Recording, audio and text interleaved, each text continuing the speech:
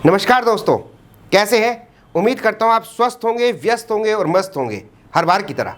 दोस्तों, आज जो मैं वीडियो लेके आया हूं वो बहुत ही यूटिलिटी वाली वीडियो है, बहुत ही यूज़फुल वीडियो है। और दोस्तों, इस वीडियो का टॉपिक है बिजनेस वर्सेस एंटरप्रेन्योरशिप। अब दोस्तों, अगर मैं आपसे एक सिंपल सा क्वेश्चन पूछूँ, अगर आप अपनी लाइफ में अपना बिजनेस करना चाहते हैं, अगर अपनी लाइफ में आप खुद अपना वर्क करना चाहते हैं, तो आप एक बिजनेसमैन बनना चाहेंगे या एक एंटरप्रेन्योर बनना चाहेंगे? दोस्तों, जैसे मैं ये क्वेश्चन पूछता हूँ तो काफ़ी सारे लोग तो ये कंफ्यूज हो जाते हैं, क्या इन दोनों में कोई डिफरेंस है? बिजनेसमैन में और एंटरप्रेन्योरशिप में कोई डिफरेंस है? इस तरह के क्वेश्चन आते हैं।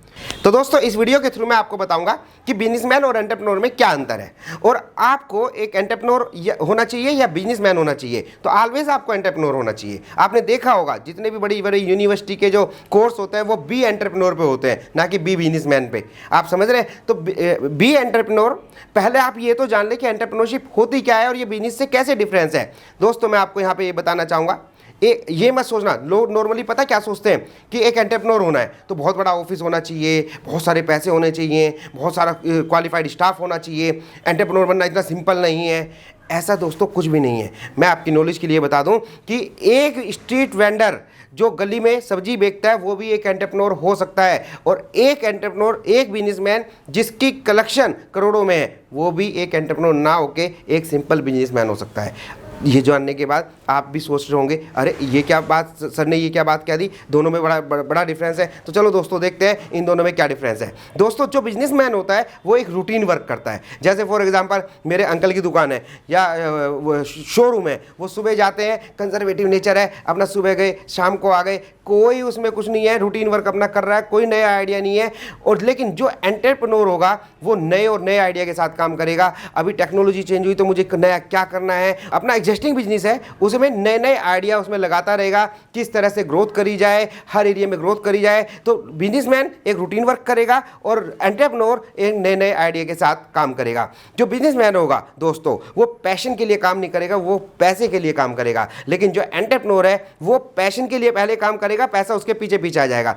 एक एग्जांपल सोचो कि ऐसा कौन सा व्यक्ति है जो बहुत बड़ा एंटरप्रेन्योर है, आपके सामने है, ठीक है, आप सोच सकते हैं उसके बारे में, थोड़ा टाइम लगा के सोचें कि ऐसा कौन है जिन्होंने पैशन बनाया, अपने वर्क को अपना पैशन बनाया और पैसा उनके पीछे पीछे अच्छे से अच्छी बड़ी से बड़ी कंपनियों को बेकार कर दिया।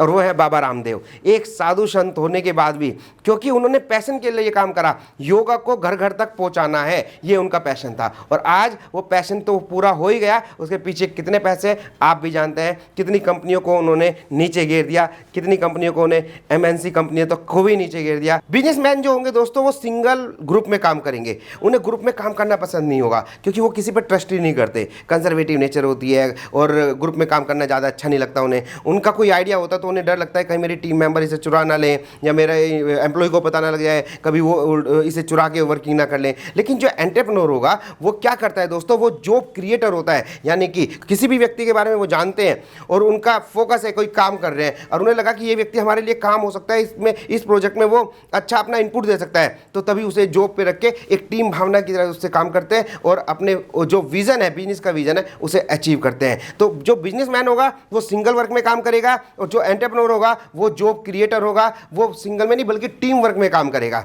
जो बिजनेसमैन होगा वो ह्यूमन साइकोलॉजी के बारे में कुछ भी नहीं जानता होगा। लेकिन दोस्तों, जो एंटरप्रेन्योर होगा ना, आप देख लेना, वो ह्यूमन साइकोलॉजी में एक्सपर्ट होगा। ह्यूमन साइकोलॉजी में क्यों एक्सपर्ट कह रहा हूँ, आपने चाणक्य के बारे में सुना होगा। गुरु चाणक्य जो थे, इंडिया के बहुत बड़े एक पूजनीय व्यक्ति थे जिन्हें पूरा वर्ल्ड मानता है। उनका कहना था कि अगर आपको एक एंटरप्रेन्योर बनना है तो आपको ह्यूमन साइकोलॉजी में एक्सपर्ट होना जरूरी है, कोई डिग्री हो या ना हो। और यही रीज़न है, जब बड़ी बड़ी कंपनियां इंडिया में आप देख लेना, सबसे ज़्यादा सेल्स की जो ट्रेनिंग होती है वो साइकोलॉजिकल बेस होती है, डाटाबेस कम होती है। साइकोलॉजी को कैसे देखा जाए, क्लाइंटों के बारे में कैसे जाना जाए, सारी स्ट्रेटेजी जितनी बनती है सब साइकोलॉजिकल बेस होती हैं। जो बिजनेसमैन होंगे उनका कोई विजन नहीं होगा, और जो एंटरप्रेन्योर होगा उनका थर्ड आई विजन होगा।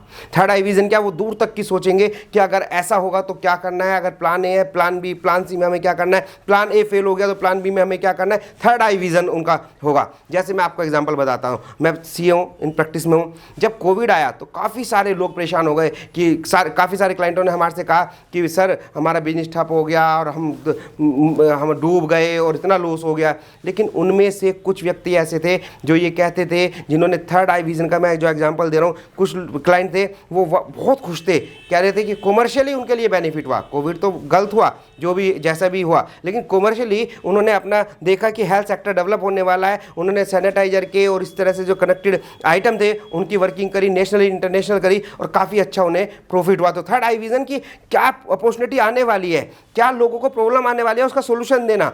वैक्सीनेशन एक एग्जाम्पल था, जो कंपनी वैक्सीनेशन में लग गई, आपने देखा होगा उनके शेयर के रेट क्या बढ़ गए, कितना ज़बरदस्त उन्हें प्रॉफिट हुआ, क्योंकि थर्ड आई विजन कि आने वाला टाइम किस चीज़ का है। आपने देखा होगा जो कोइंस होते हैं, जैसे बिटकॉइन हुआ या अदर कोइंस हैं, जब ये आए तो जिन व्यक्तियों ने इसकी टेक्नोलॉजी को समझ के इसमें इन्वेस्ट किया, कहाँ तक पहुँच गए। और जिन व्यक्तियों ने सोचा कि बिटकॉइन बेकार है, ये तो बेकार, ये कुछ भी नहीं है, नॉलेज नहीं ली बल्कि बिलीफ सिस्टम पे चले, वो उसका अपॉर्चुनिटी लेने से रह गए। तो थर्ड आई विजन होता है दोस्तों कि क्या चेंजेस आ रहा है और क्या बेनिफिट आप उसमें ले सकते हैं। जो बिजनेसमैन होगा वो केवल इनोवेशन पे कोई काम नहीं करेगा, कंजर्वेटिव इन नेचर, लेकिन नए नए आइडिया के साथ काम करना एंटरप्रेन्योर की स्पेशल रिक्वायरमेंट होती है।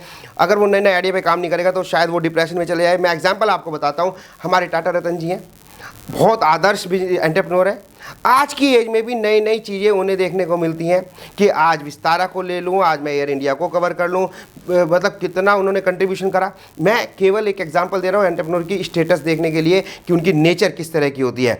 जो बिजनेसमैन होते हैं उन्हें रिलेशनशिप की कोई वैल्यू नहीं होती, लेकिन जो एंटरप्रेन्योर होता है ना, उनके रिलेशनशिप बनाने की उनकी क्वालिटी होती है। क्यों क्वालिटी होती है दोस्तों, मैं एग्जाम्पल देके बताता हूँ। अगर आप किसी शॉप पर जाते हैं, है ना, किसी शॉप पे गए, आपने कहा कि ये प्रोडक्ट कितने का है, उन्होंने बताया भी आपका इसका प्राइस जो है, इस मोबाइल का प्राइस जो है ये 20,000 है।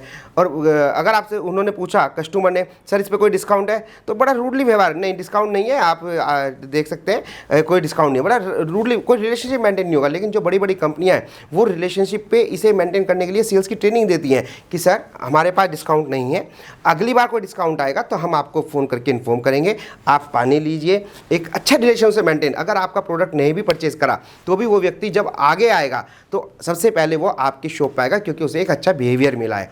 तो जो एंटरप्रेन्योर होगा वो रिलेशनशिप की बहुत ज़्यादा वैल्यू रखेगा, और जो बिजनेसमैन होगा वो रिलेशनशिप की वैल्यू नहीं रखेगा। ऐसी एक नेचर होती है।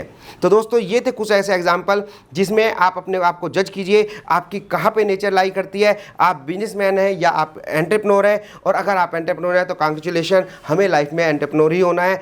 ग्रोथ तो एंटरप्रेन्योर को मिलती है, बिजनेसमैन को ग्रोथ नहीं मिलती है।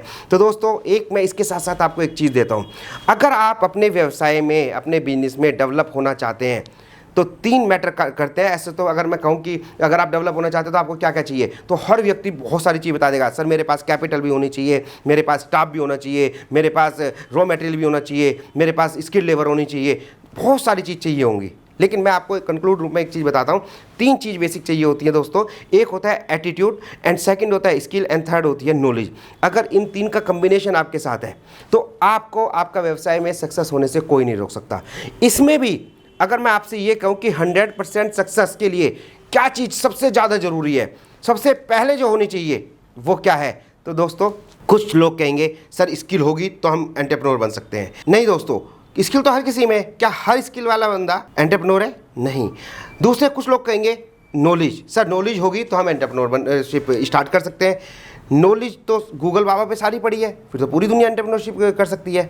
दोस्तों कुछ लोग कहेंगे एटीट्यूड, तो दोस्तों मेरा भी ये ऐसा है, मैं आपके सिस्टम को इफेक्ट नहीं कर रहा, आपके बिलीफ सिस्टम को नहीं कर रहा, आपके एक्सपीरियंस को मना नहीं कर रहा, लेकिन मेरे एक्सपीरियंस के हिसाब से एटीट्यूड केवल एक ऐसी चीज़ है जो आपको सबसे पहले चाहिए होती है। और 100% अगर सक्सेस लेनी है तो एटीट्यूड आपका होना चाहिए, पॉजिटिव एटीट्यूड होना चाहिए कि जो भी आप काम कर रहे हैं अगर उसमें 100% पॉजिटिव एटीट्यूड है तो शायद मुझे ऐसा लगता है कि आप 100% सक्सेस ही रिसीव कर पाएंगे। तो दोस्तों ये था बिजनेस और एंटरप्रेन्योरशिप में अंतर। हमेशा ध्यान रखना, आप बिजनेसमैन नहीं बनना बल्कि एंटरप्रेन्योर बनना, और जानिए अपने बारे में कि आप एंटरप्रेन्योर हैं या बिजनेसमैन हैं। Thank you so much. मुझे लगता है कि ये वीडियो आपके लिए बहुत यूजफुल रही होगी। फिर मिलते हैं नए वीडियो के साथ।